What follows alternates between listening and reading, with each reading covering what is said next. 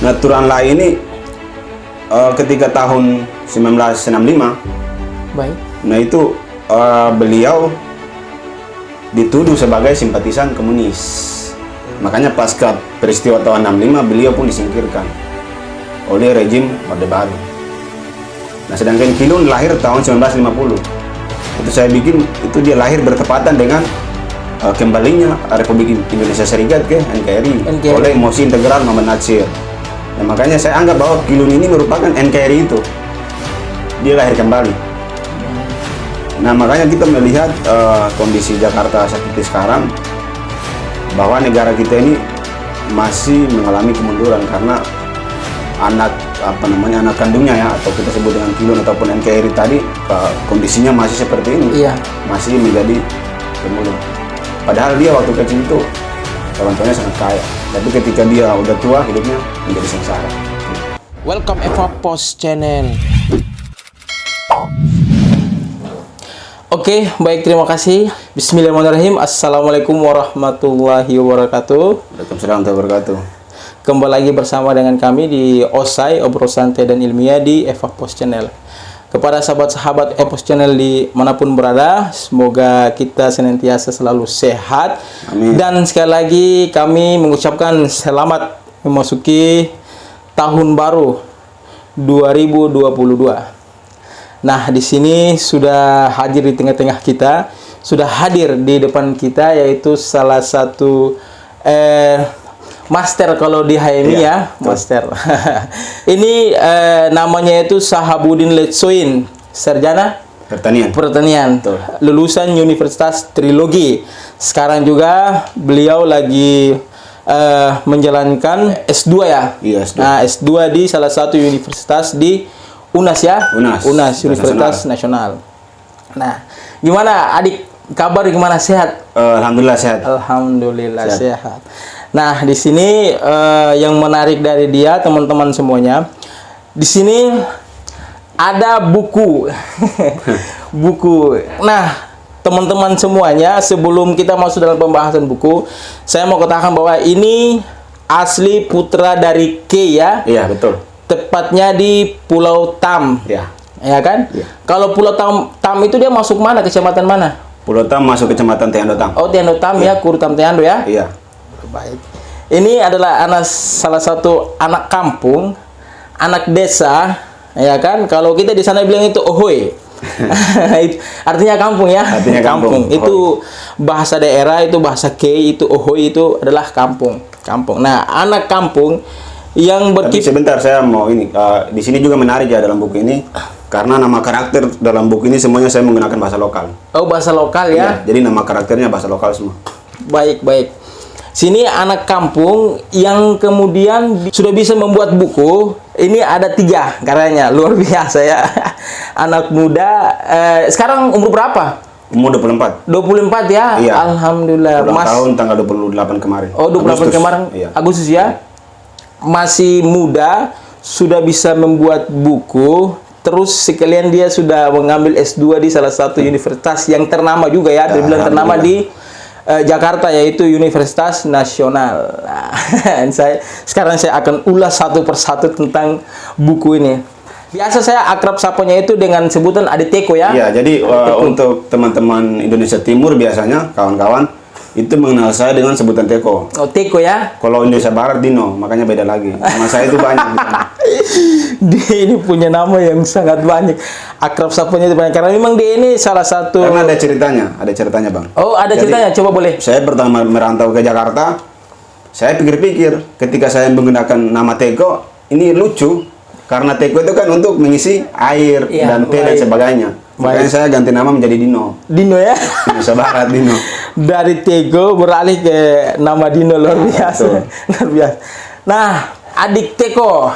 Sebelumnya Adik Teko, dia ini juga dari salah satu cabang Jakarta Pusat Utara ya? BPL ya? Iya. Bidang apa? BPL itu Badan Pengelola Latihan. Jadi kita yang mengurus tentang perkaderan di HMI. Baik. Ini mereka yang mengelola forum-forum LK1, bahkan tingkatan LK2, ini mereka yang mengelola. Biasa disebut dengan sebutan itu Master. Sekarang kita panggil bukan lagi Mas Teko, tapi Mas Dino. Mas Dino.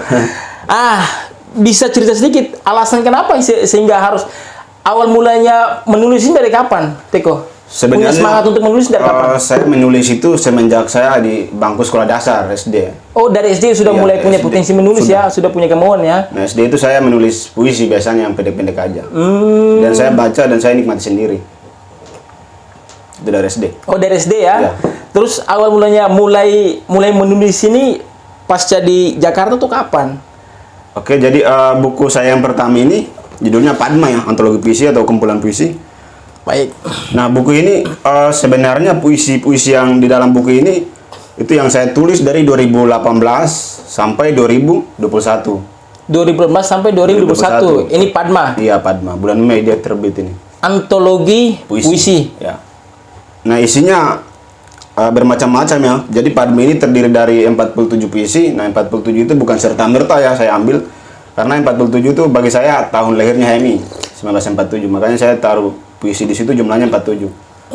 Jadi alasan Ada filosofisnya. jadi alasan untuk bikin puisi di sini 47 ya? Iya, 47. Kemudian temanya bermacam-macam ya. Temanya tentang filsafat, kemudian tentang aktivisme, kemudian tentang romantisme. Semua di sini, Semua di dalam di situ. buku nih. Iya, betul. Dia ada berjumlah berapa lembaran ini buku? 70 iya 70 pas. Oh, 70 ya. Menarik. Nah, di sini buku. Ada lagi ya ini. Sektor Pertanian Indonesia dalam kacamata mahasiswa sosial ekonomi pertanian. Wow. Luar biasa ya.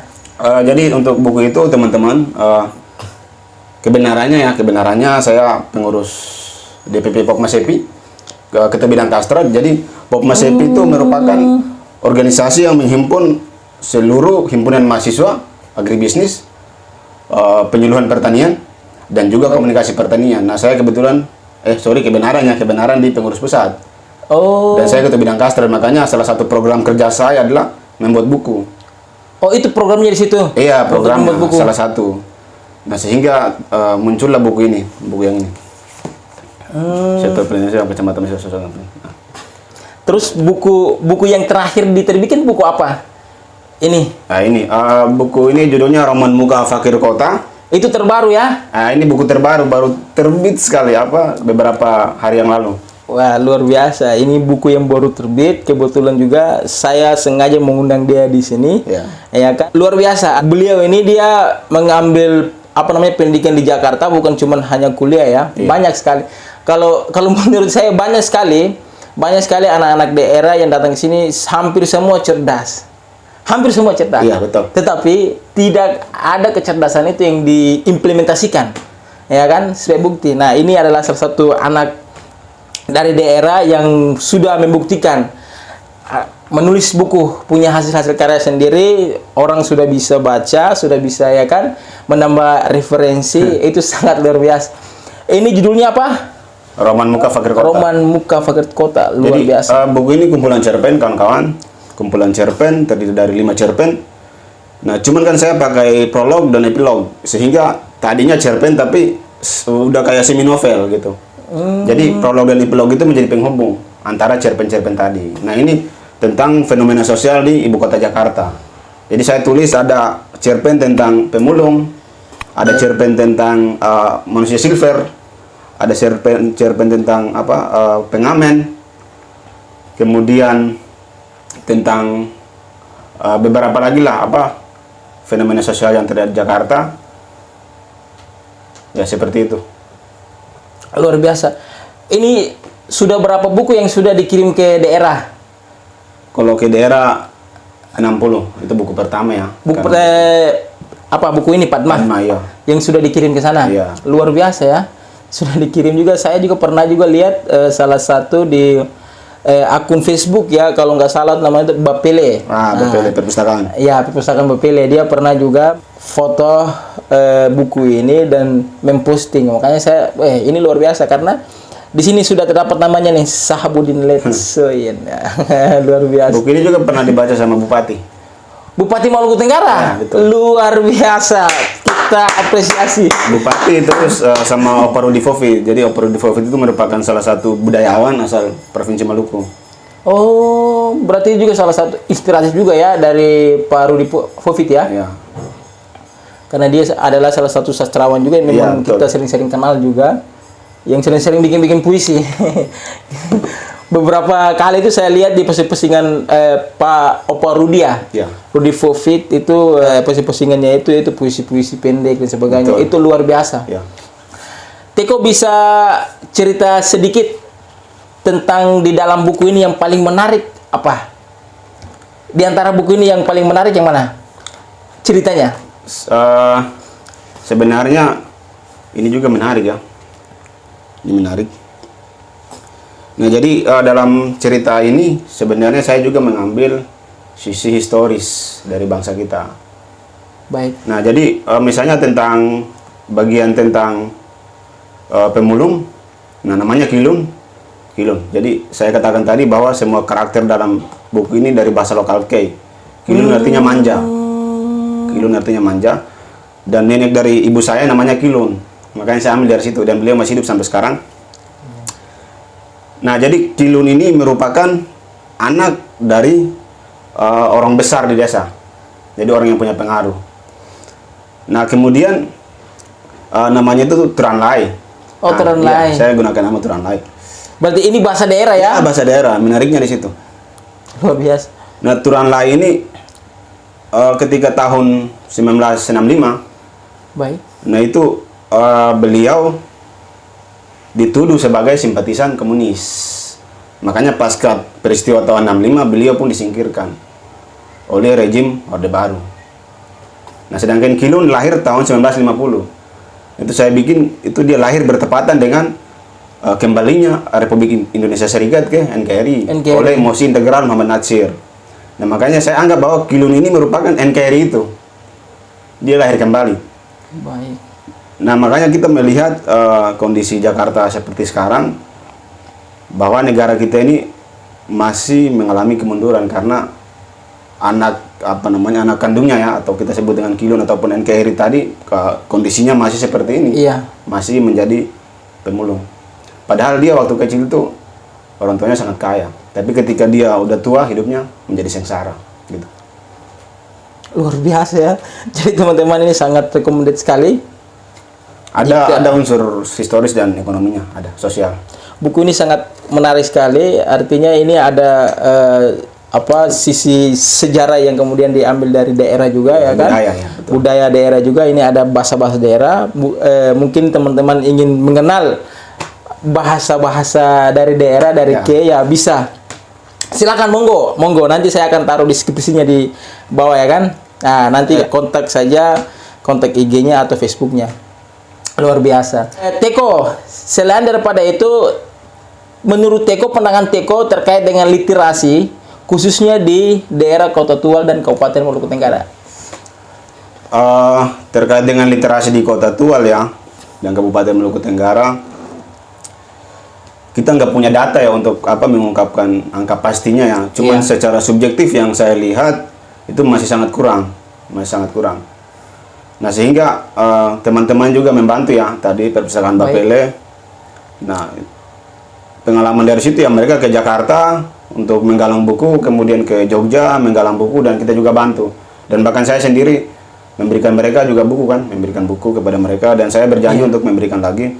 Nah, dari gerakan seperti ini, saya pikir literasi di daerah itu masih sangat kurang. Minim sekali ya. Masih minim, karena misalnya ketika saya ke Kota Tual ya, saya ke Kota Tual, saya bawa banyak buku.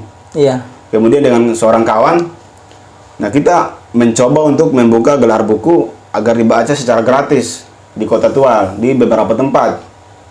Di Fair, kemudian kita ke Dumar. Nah, tapi sepi. Nggak ada yang menghampiri kita dengan banyaknya judul buku itu.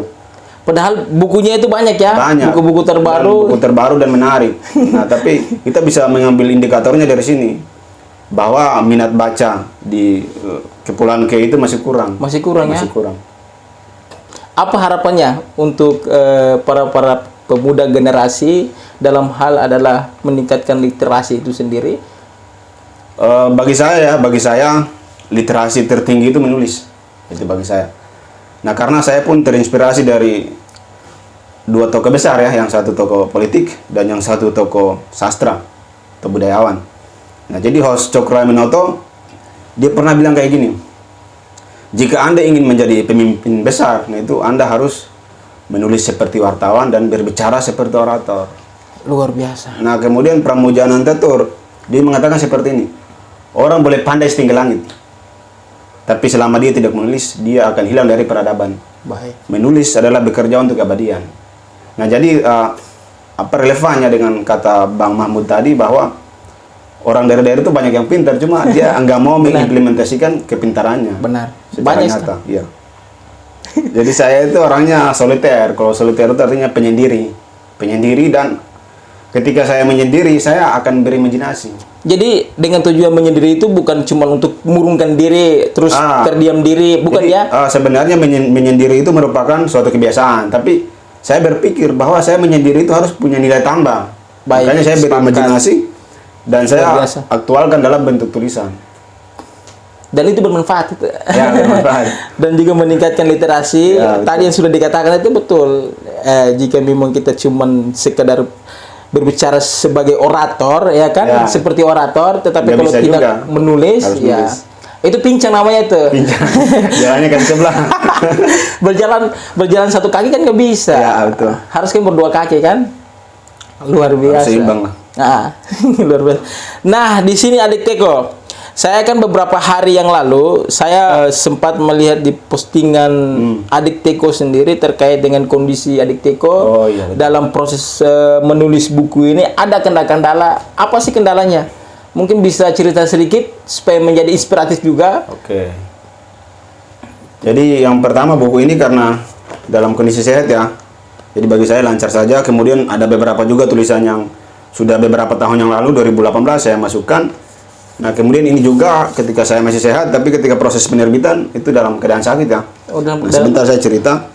Nah, kemudian buku ini merupakan program kerja di mana setiap bulannya kami menyetor tulisan. Makanya pada akhir masa kepengurusan tinggal mengumpulkan saja. Jadi ini tidak terlalu ribet. Nah, ini nih. Buku ini sebenarnya saya proses itu cukup cepat ya waktunya. Cukup cepat. Baik. Dan saya ingat ketika bulan Agustus itu sudah rampung sebenarnya bulan Agustus. Bulan Agustus sudah rampung.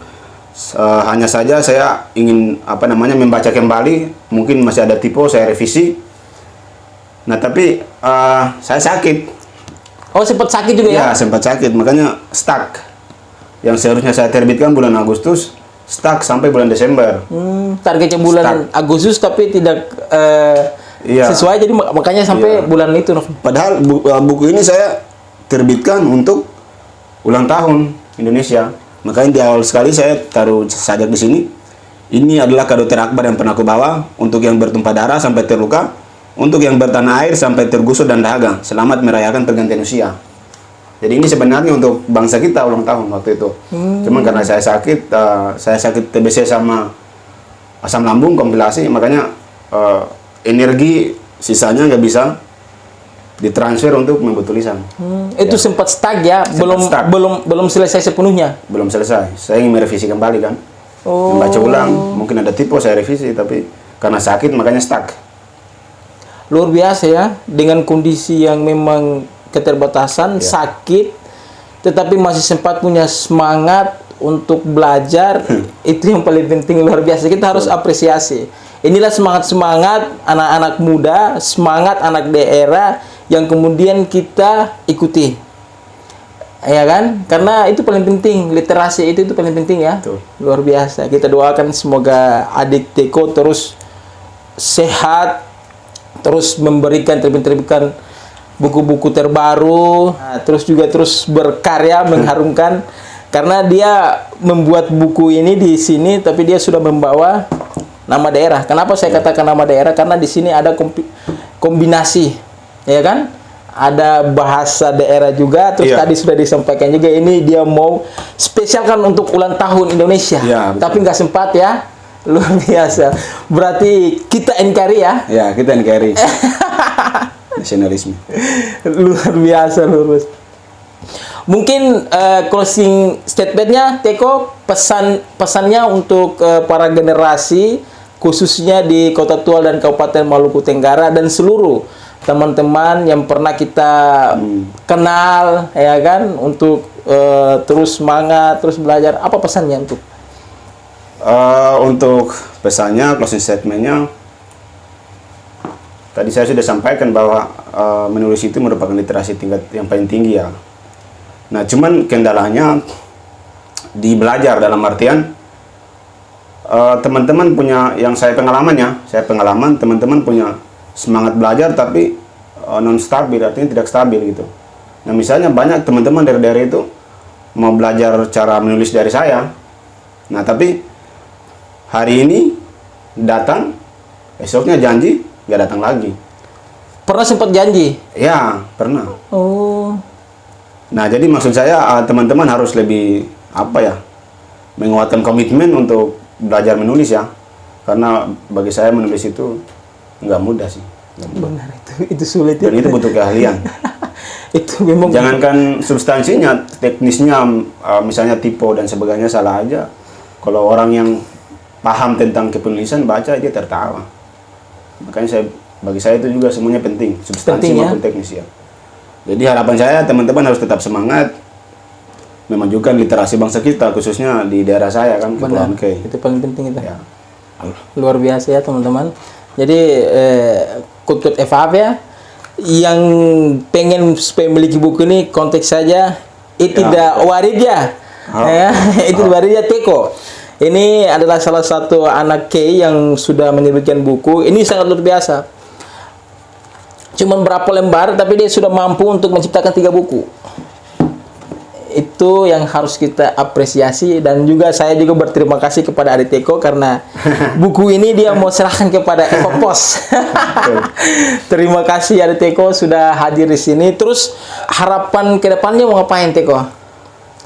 Saya sekarang lagi menulis juga ya, menulis karena memang sudah menjadi hobi ya dari kecil. Nah, sekarang saya menulis novel. Oh, lagi sedang menulis novel lagi ya? Sama tentunya puisi. Puisi ya? Ya. Jadi rencana terbitnya itu kapan itu? Rencana terbitnya ya secepatnya lah. Secepatnya ya? Ya. Karena kawan-kawan juga penasaran, pengen membaca itu kan, ide-ide kreatif, cerdas dari Adik. Karena saya pribadi senang ya, tulisan saya mendapatkan apresiasi yang baik lah dari publik. Makanya saya akan terus berkarya. Sepakat. Apalagi kan sudah dibaca oleh salah satu pejabat publik ya, yaitu Bupati Maluku Tenggara ya, Bapak Haji Tahir Hanubun. Luar biasa. Bapak Tahir, jangan lupa subscribe channel ini kalau mau nonton. Betul, Pos. Pos. Oke, terima kasih Adik Teko sudah mampir di OC Bareng di Eva Pos Channel. Semoga kita semua sehat, Adik Teko juga tetap sehat. Dan kita doakan semoga proses S2-nya itu segera selesai dan lancar. Amin. Amin. Terima kasih teman-teman. Jangan lupa like, komen, dan subscribe Eva Pos Channel. Oke, baik, terima kasih. Assalamualaikum warahmatullahi wabarakatuh. Waalaikumsalam warahmatullahi wabarakatuh.